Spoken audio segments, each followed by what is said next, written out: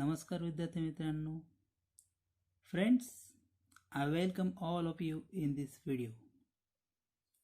Friends, today we are going to study the poem Stopping by Woods on a Snowy Evening, which is composed by Robert Lee Frost. So, let's start. चला मित्रो, सुरुवात करूया.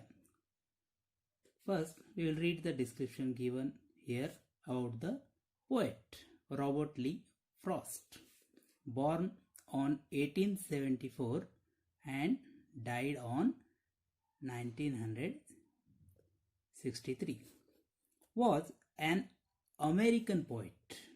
हा American कवी आहे Robert Lee Frost. See, he is highly regarded for his realistic descriptions of rural life and his command of American colloquial speech. See friends, म्हणजे rural life शब्द बघा, हा जे ग्रामीण जीवन जे आहे ना त्याचं वर्णन करण्याबाबत हा जो कवी आहे याचा खूप हातखंडा आहे रॉबर्ट फ्रॉस्ट.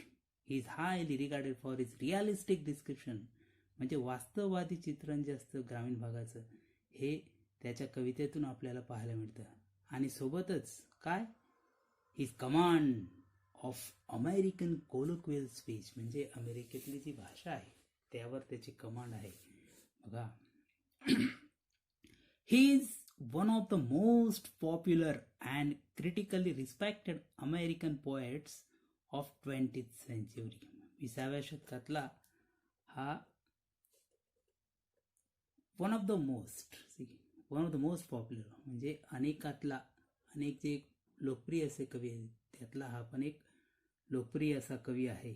आणि critically respected American poets, critically respected बघा, म्हणजे त्याचं हे जे अमेरिकन जे कवी आहेत त्यातला हा एक ख्यातनाम असा कवी आहे 20व्या शतकातला. He received 4 Pulitzer Prizes for poetry, म्हणजे कवितेतले जे मानाचा जो पुरस्कार आहे पुलिट्झर, त्याला हे 4 पुलिट्झर प्राइजेस मिळालेले आहेत. See, he had received it. Right now about the poem. See, in this poem, the poet describes a little incident happening in a snowy evening. बघा मित्र, आता ही जी कविता आपण अभ्यासणार आहोत ना त्याच्याबद्दल बोलायचं म्हटलं तर एक छोटासा प्रसंग, एका संध्याकाळी, ज्या संध्याकाळी हिमवर्षा होऊन राहिली, हिमवर्षा होत आहे तो प्रसंग, त्या संध्याकाळचा छोटासा प्रसंग या कवितेत वर्णन केलेला आहे. See, as a traveller the poet is fascinated by the beautiful scenes in the woods. बघा, ह्या कवितेमध्ये हा जो कवी आहे हा एक ट्रॅव्हलर आहे, कवी स्वतः, आणि तो मंत्रमुग्ध झाला, त्याला आकर्षण झालं कशाचं, by the beautiful scenes in the woods, म्हणजे वनराईमधल्या सुंदर अशा निसर्गाचं त्याला आकर्षण झालंय. See, he stops to enjoy, but his mind urges him to go on. तो थांबतो त्या निसर्गाचं आस्वाद घेण्यासाठी, त्याला थांबावंसं वाटतं, परंतु त्याचं मन त्याला सांगतं की पुढे जाणं हे गरजेचं आहे. बरोबर आहे बघा. See the picture friends. हे चित्र तुमच्या डोळ्यासमोर आल्यानंतर तुम्हाला समजेल की कवी कसा हा घोड्यावर बसला आहे संध्याकाळच्या वेळी, यावरून तुम्ही कल्पना करू शकता. You can imagine it. So friends, let's start the poem. Actually I am going to read the poem with proper stress, pronunciation and intonation. I request all of you friends, please pay attention. लक्ष द्या सर्वांनी. बघा, it's very inspiring poem. ही जी कविता आपण आज अभ्यासणार आहोत मित्र, रॉबर्ट फ्रॉस्टची फारच इन्स्पायरिंग कविता आहे. I am going to tell you. मी तुम्हाला सांगणार आहे काय आहे ते.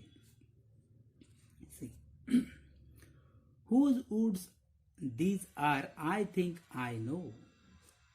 His house is in the village though. He will not see me stopping here to watch his woods fill up with snow. This is the first stanza. See friends. Whose woods these are, I think I know. कवी म्हणतोय की वनराई कोणाची आहे हे जणू काही मला ठाऊक आहे. His house is in the village though. म्हणजे त्याचं घर जरी गावात असेल परंतु ही वनराई कोणाची हे मला ठाऊक आहे. He will not see me stopping here to watch his woods fill up with snow. म्हणजे रॉबर्ट फ्रॉस्ट म्हणतोय की तो ह्या वनराईचा जो मालक आहे तो मला पाहू शकणार नाही की मी इथं थांबलेलो आहे त्याच्या वनराईमध्ये. बघा या जंगलात मी थांबलेलो आहे हे तो पाहू शकणार नाही. He will not see. The owner of that woods will not see the poet stopping there. And the wood particularly filled up with snow. म्हणजे हिमवर्षाने भरलेला जिकडे तिकडे बर्फाच्छादित असं हे जंगल आहे हे तो पाहू शकणार नाही.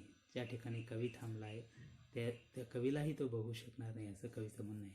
Next stanza. See, My little horse must think it queer.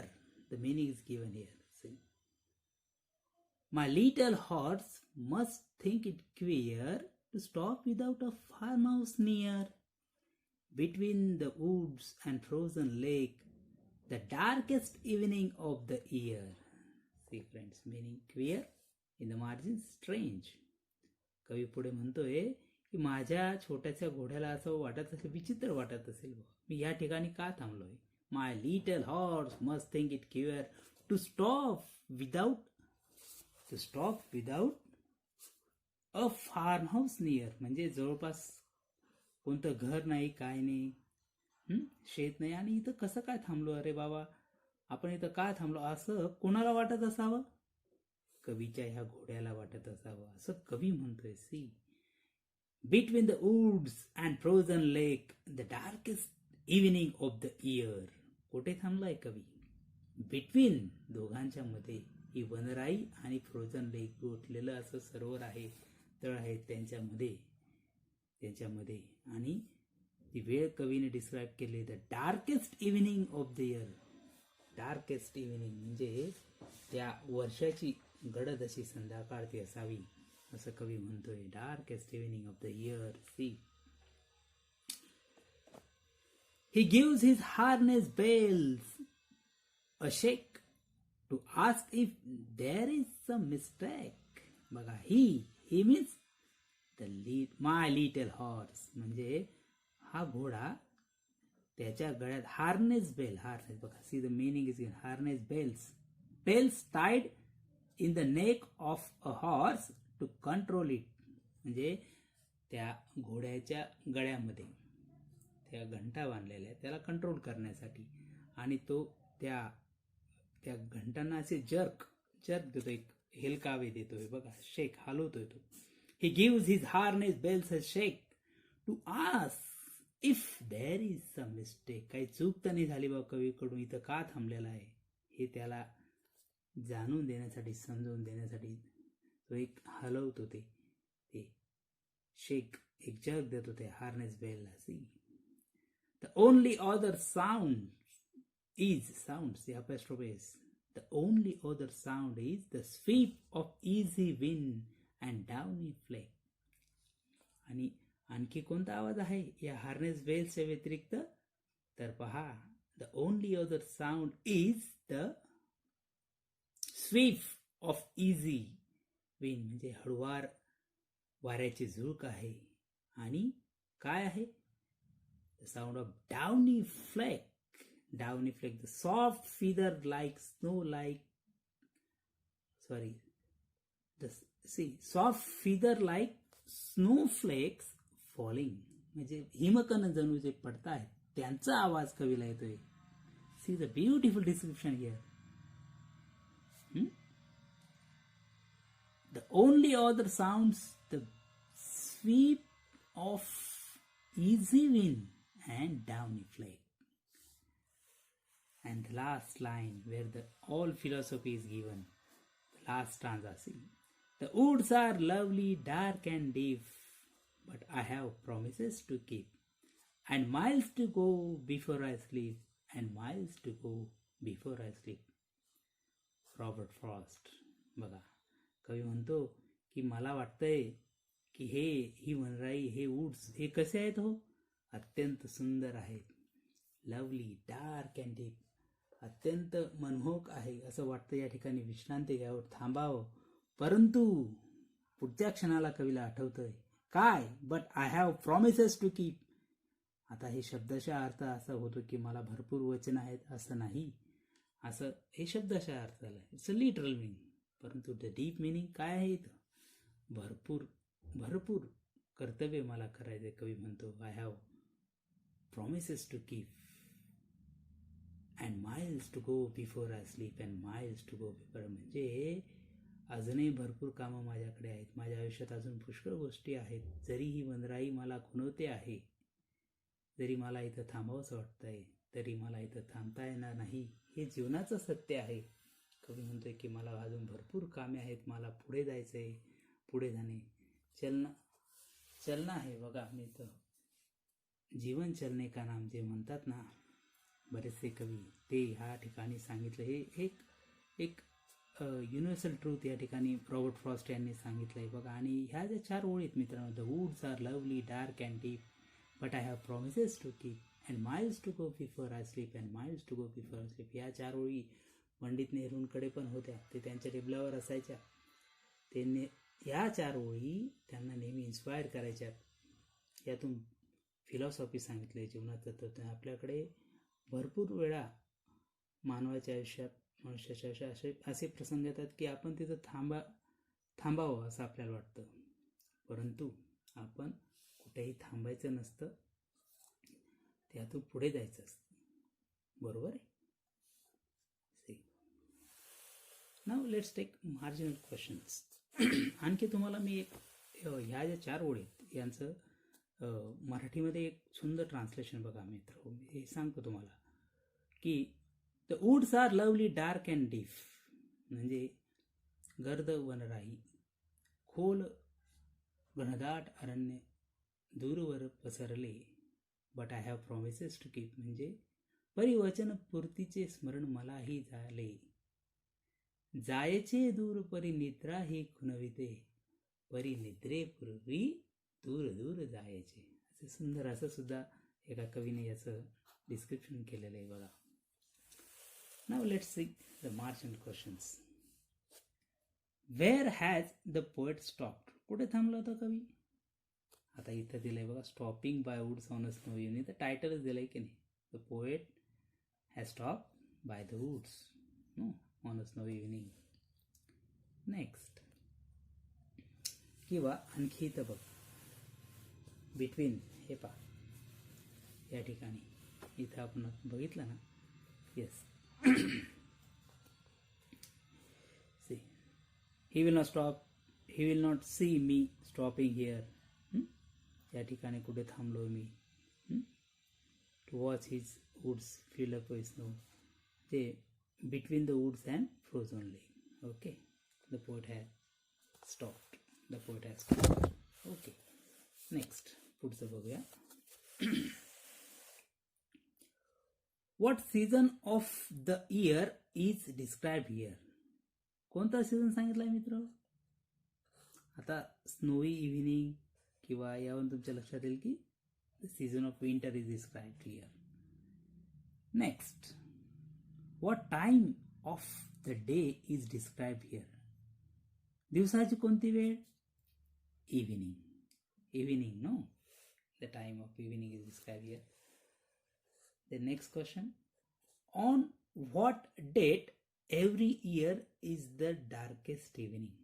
And we know the answer of the question is 21st of December. 21st of December is the darkest evening of the year. Next question. See here in the margins. List the sounds mentioned in the poem. कवितेमध्ये sounds कोणते कोणते आले आहेत मग आता बघा. The sound of harness bells, then the sweep of easy wind, sound of sweep of easy wind, and sound of downy flake. Okay. Then the last question. Why does the traveler have to leave the lonely woods? Sorry, lovely woods. Traveller कोण आहे? Who is the traveller? The poet. याला कवीला हे lovely wood सोडून का जावं असं वाटलं? का जावं लागतंय त्याला कवीला? बघा हे ना. See the meaning is given here. Answer is here. The traveller, बघा आपण इथून घ्यायचं होतं. The traveller have to leave the lonely woods because he had promises to keep. Because he have had promises to keep. Because he had to go miles before he sleeps. He had to do many duties. He had to discharge many duties which he had remanded here. Barabar? So in this way friends we have completed the poem. अशा पद्धतीने मित्र हो आपण stopping by woods on a snowy evening ही कविता अभ्यासली. कविता व्यवस्थित वाचा, प्रश्न व्यवस्थित समजून घ्या आणि अभ्यास करा.